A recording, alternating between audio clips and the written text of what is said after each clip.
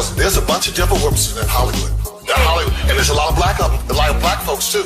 And they be throwing up them signs, you see them, this, that, all of them. Watch the rappers, watch them folks. It's scary.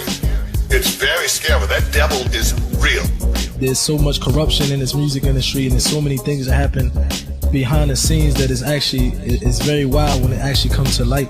You see that most of the people that come from the music industry, in fact, they actually do some of the worst sins, and they actually become some of the worst people that ever walked the face of this earth, from starting off with good manners, but once they enter to the music industry, I seen it personally and witnessed it, they always turn to another person that they didn't even expect. And yes, I know some people personally, I won't mention their name. In a bond, because see, Jay-Z's not gay. I'll use him as an example. He's not gay, but once you reach a certain level within that weapon of mass destruction, you have to give something up. There's something that you're going to give up because you got to be down with that crew. And how do I know? Because it happened to me. That is why I'm standing here talking right now. I reached a certain level in that station. I was the only producer to ever come as a new kid and create a multi-million-dollar revenue generating show. I was the only producer in there that artists would come and be like, oh, I need D. Brad to do my show, or that actually helped create an image for artists. So it reached a certain point where now it's time for them to introduce me to the inner workings. If I want to be a rapper and I walk in and the label exec tells me that this is what I need to do for him because, hey, he put my album on when I really wasn't that talented. But they pushed me because they saw that I was something that they could sell. So when you bring me in a room and there's my favorite rapper right there who's in the same room, so that must mean he must have committed the same gay act as I did. This is how sinister, this is important too, this is how sinister this industry is. And that is so true. You talk about God, your record won't get played. But yeah, I explained the chain reaction of like rappers talking about the negative shit, popping mollies, turning up, doing all that stupid shit. But if you talk about God, why wouldn't you want to spread that message to somebody's mind? That means the radio stations are going, you know what, let's play this because it's going to fuck these people's minds up and it's going to cause them to do more fucked up shit, which puts them in a lower position, so it gives them more of a chance to not be like the people who are successful. And it's like, why would they want to do that to society? That's fucked up. And that's even like, I feel like if a radio station goes, we're not gonna play that because it's gospel. So a rapper can go, I'm turning up, I'm smoking, I'm drinking, I'm doing this, I'm fucking in the club, doing whatever. They can say that, but you can't say God, you can't talk about God. Like, that sounds like Satan to me. Why do you still do it? Why are you still out here? Well, it goes back to the destiny thing.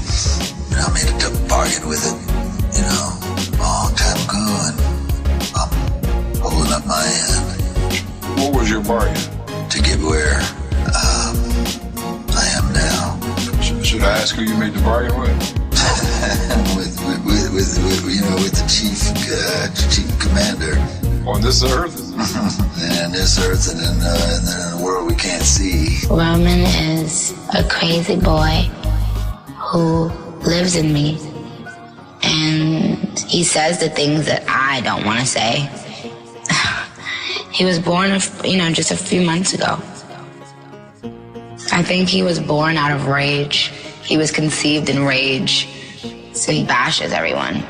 He threatens to beat people, and he's violent. That must be nice to have like an ignorant loudmouth who you can just sort of blame every... He wants to be blamed. I don't want to blame him. I ask him to leave, but he can't. He's here for a reason. People have brought him out. People conjured him up. Now he won't leave. Martin Lawrence is the guy that showed everybody you can make it from D.C. to Hollywood.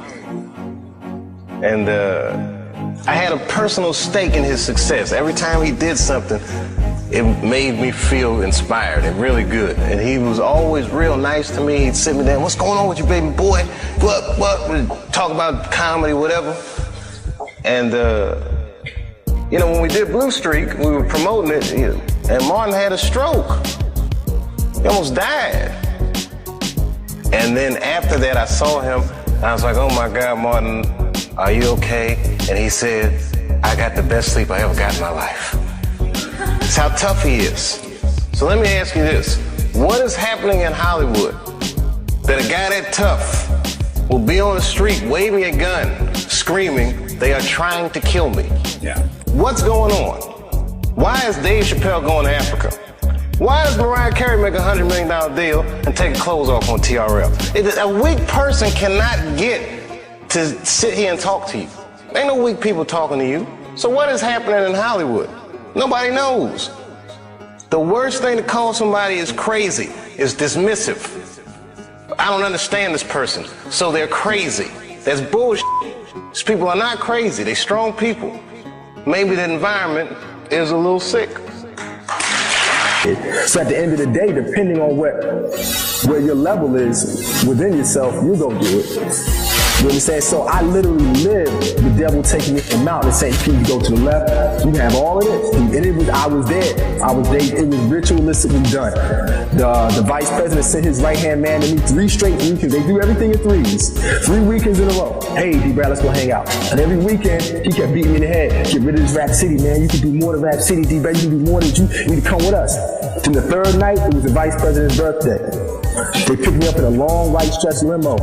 We go to Joe's Uptown, up in the Bronx, in New York. We go to Joey hanging in VIP, get me everything I want. Then every time we hung out, it was the same way. Then they bring me to the back room. And in the back room, they had this long table with a white sheet set out. I mean, beautiful thing. Looked like the damn Last Supper. On one end is Derek Jeter, there's Stephon Marbury, there's Fat Joe, and I'm chilling.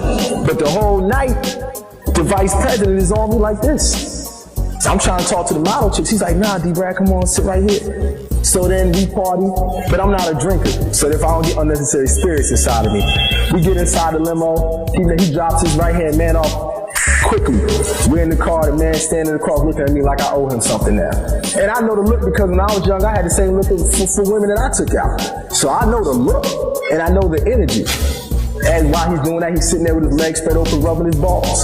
Now, I'm in a situation where I'm like, no, what am I going to do? This is my vice president, this is my boss. But the problem is, I was just raised differently. You understand what I'm saying? I was brought up differently. So for me, I had to turn that away. But what the hell that I caught after that, this is why I don't come down on those people fooling to sell out, because everybody ain't built for this war. Everybody's not built for that. I've been homeless. I've had my name destroyed. You know, I've had to walk with my head up when I've been dead ass broke. He ain't seen me for like a year because I wasn't coming home when I was broke like that. I was ashamed of myself. I went from being a man to nothing because I would not cross over.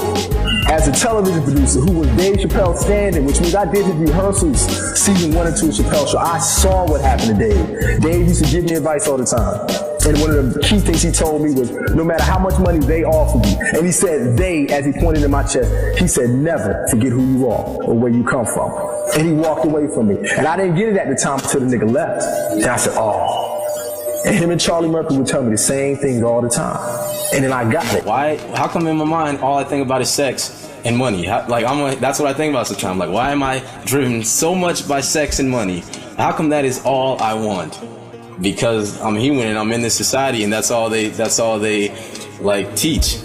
They do it in a subliminal way. I mean, if you go to school, they don't obviously teach that. But as a society, like when you watch TV, all you see sex. It's like TV shows are damn near like pornos now. They used to actually be engagement and talking to devils, jinns, and worshiping the shaitan. And they told me stories how they used to be aided by the shayateen, and they was aided by the jinns and aided by the devils. So you have this in the music industry. You have verses where Snoop Dogg, for example, he had a song where he actually was having a conversation with the devil. And in the middle of the song, he actually said that he sold his soul to the devil. So you have a corruption that happens in the music industry that's very different than any other entertainment. Yeah, I believe in the Illuminati. There is a certain level that you get at, that you can't go no further unless you're aware of certain things. And I'll leave it at that. You know what I'm saying? There's a certain level that you get to. That there's a door that you have to walk through. And it's on you to walk through that door. And once you walk through that door, it's no coming back.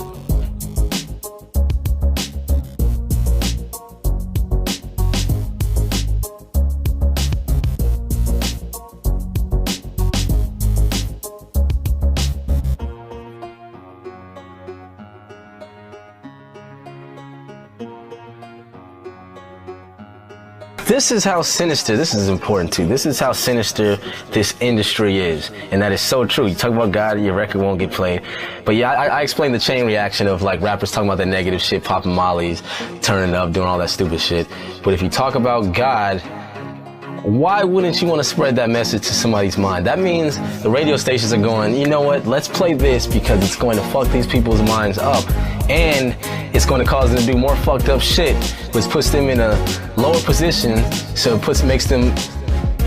gives them more of a chance to not be like the people who are successful. And it's like, why would they want to do that to society? That's fucked up. And that's even like, I feel like if a radio station goes, we're not gonna play that because it's gospel. So a rapper can go, I'm turning up, I'm smoking, I'm drinking, I'm doing this, I'm fucking in the club, doing whatever. They can say that, but you can't say God, you can't talk about God. Like, that sounds like Satan to me. I kind of sang about, what was going on in my life at 15, and that's how I got introduced to the music industry. I swear I wanted to be like the Amy Grant of music, but it didn't work out, and so And I just think that the whole idea of celebrity and fame has become really convoluted and, kind of bastardized. If your ultimate goal is to be famous, then you're gonna do a lot to get there, like sign your name in blood in a contract with the devil. Like, that's just the truth. I've seen so many people like forsake their moral code and their value systems just for a little bit of fame, and it's not worth it at the end of the day. I sold my soul to the devil. I know it's a crack deal. Machine around us, this so-called music industry, is such a demonic thing. It sacrifices people's lives and their essences. I try to live up to that. I get possessed by the spirits. Sometimes they don't want you in there, so no, we can't get, the frequency's weird, and it's sounding a little bit strange. And I'm like, if you don't get this right now, I swear to Lucifer, I'm gonna, I get a little bit. Open your eyes, don't sleep, don't fall for whatever they feed you. And a lot of times, there's just wickedness. And you have to know that there's wickedness in the world. You have to know that there are people who are just here to profit and to put their foot on the back of people who are poor, who don't think that hip-hop can be used for good or for evil.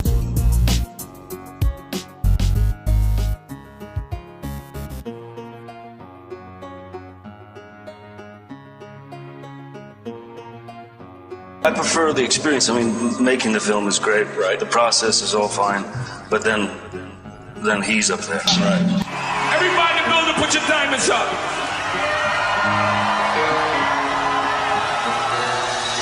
Fellow Americans, it is with the utmost pride and sincerity that I present this recording as a minister.